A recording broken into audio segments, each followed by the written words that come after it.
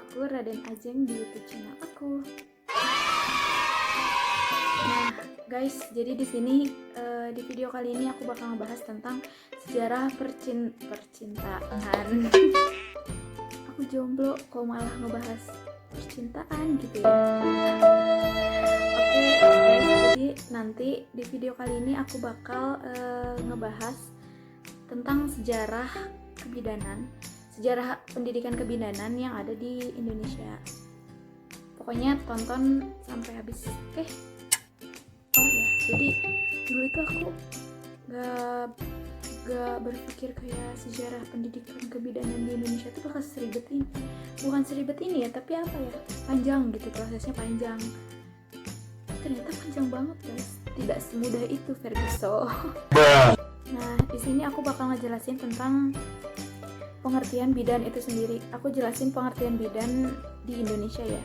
Bidan adalah seorang perempuan yang telah lulus menyelesaikan pendidikan yang telah diakui oleh pemerintah atau organisasi yang ada di wilayah Republik Indonesia. Nah, seorang bidan juga harus memiliki kompetensi dan kualifikasi agar bisa diregister, disertifikasi atau secara sah memiliki lisensi untuk menjalankan praktik kebidanan. Nah, untuk bidan itu sendiri di Indonesia memiliki organisasi yaitu Ikatan Bidan Indonesia atau yang sering disingkat dengan singkatan IBI.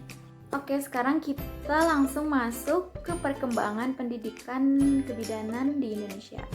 Jadi jadi sekarang kita langsung masuk aja ke perkembangan pendidikan kebidanan di Indonesia.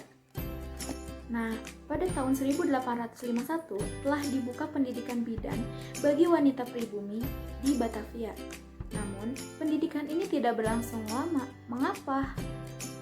Kurangnya peserta didik menjadi alasan utama kenapa berhentinya pendidikan ini.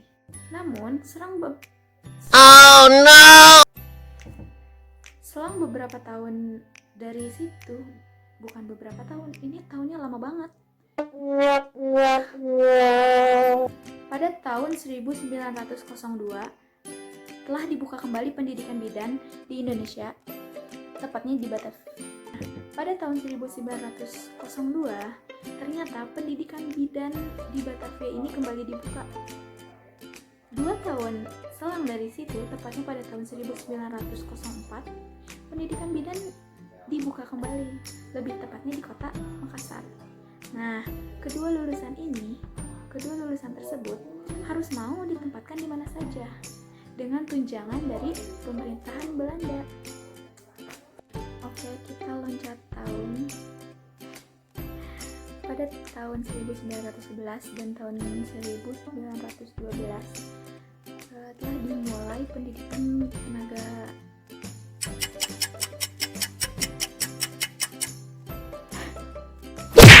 pada tahun 1911 dan 1912 telah dimulai pendidikan tenaga keperawatan di Batavia dan Semarang.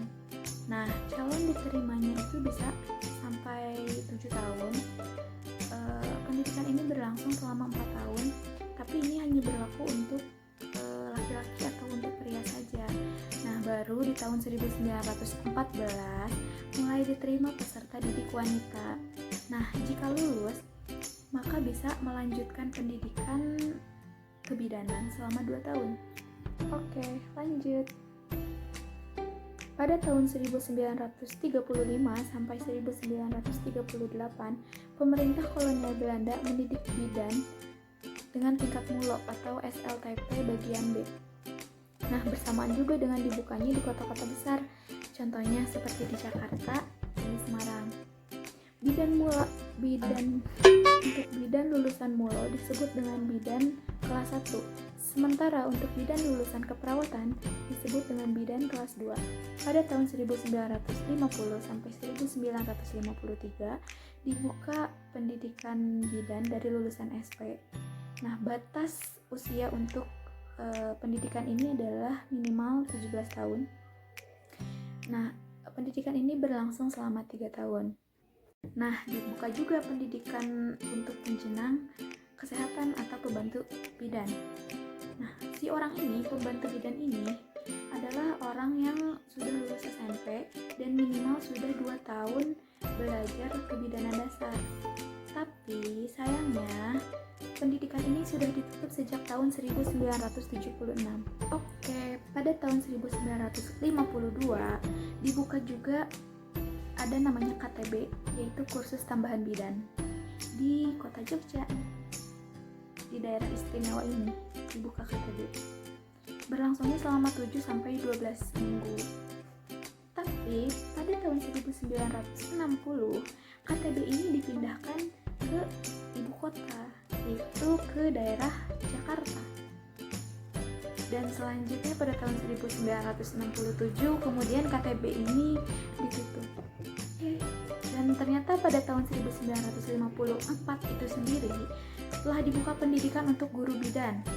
Ya, seseorang yang mengajarkan materi-materi tentang kebidanan untuk seorang yang akan menjadi bidan nantinya.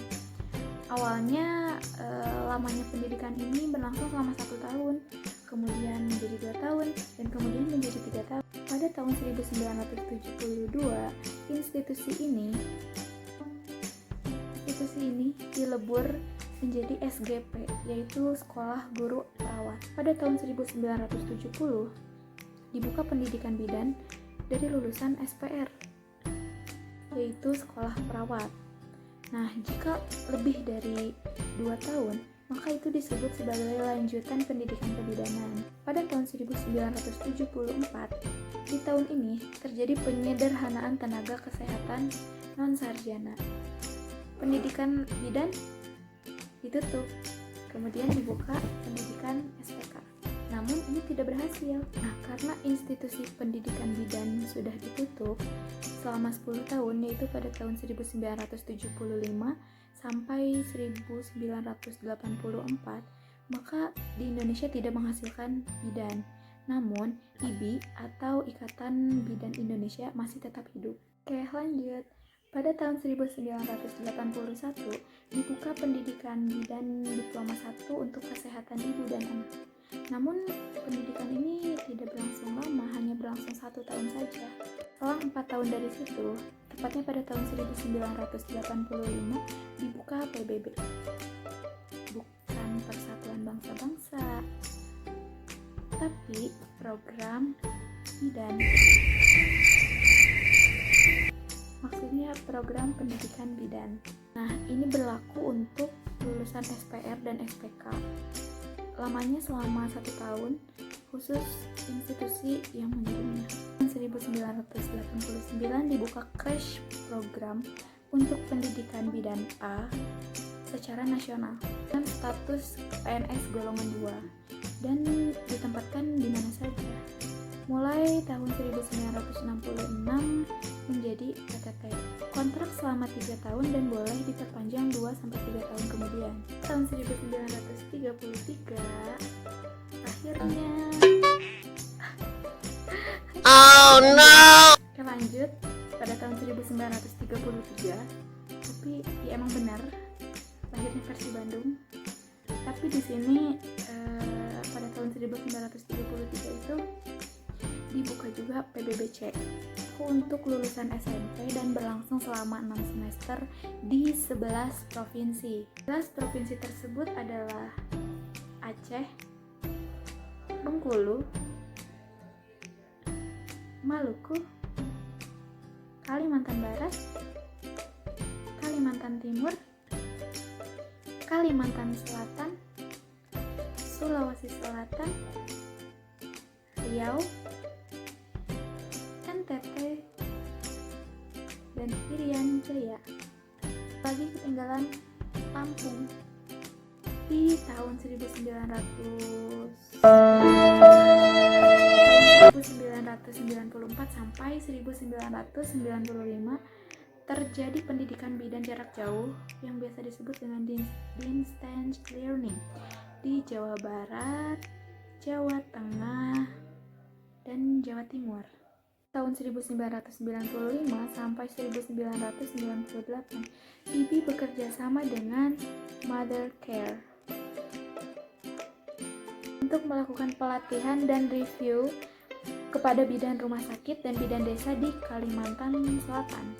Nah, barulah pada tahun 1996 dibuka pendidikan Akademi Kebidanan. Dilanjut pada tahun 2000 dibuka pendidikan D4 Kebidanan. Ada tim pelatih APN, ada koordinator MNH, dan di tahun yang sama juga di tahun 2000 dibuka pendidikan D4 Kebidanan di Universitas Gadjah Mada UGM 2 semester. Untuk Universitas Pajajaran membuka pendidikan D4 Kebidanan pada tahun 2002. Nah, 1 tahun kemudian, tepatnya di tahun 2003, Stikes NWU Semarang dan Stikim Jakarta baru saja membuka pendidikan D4 Kebidanan. Di tahun 2004 dibuka pendidikan kebidanan untuk program D4 di USU, dan di tahun yang sama pula Unair membuka pendidikan kebidanan untuk program S1. Nah, di tahun 2006 ini barulah Unpad mengeluarkan program pendidikan untuk S2 kebidanan. Ya, untuk sekarang di zaman modern sudah banyak universitas-universitas yang membuka pendidikan kebidanan. Tidak beberapa, malahan sudah di tiap kota sudah ada ya. Ya, jadi sudah makin maju seperti itu. Oke guys, akhirnya kita berjumpa di penghujung video. Semoga apa yang aku sampaikan bermanfaat buat kalian, bermanfaat buat aku juga. Aku juga masih belajar, kurang lebihnya mohon dimaafkan. Assalamualaikum warahmatullahi wabarakatuh. Selamat bertemu di video selanjutnya.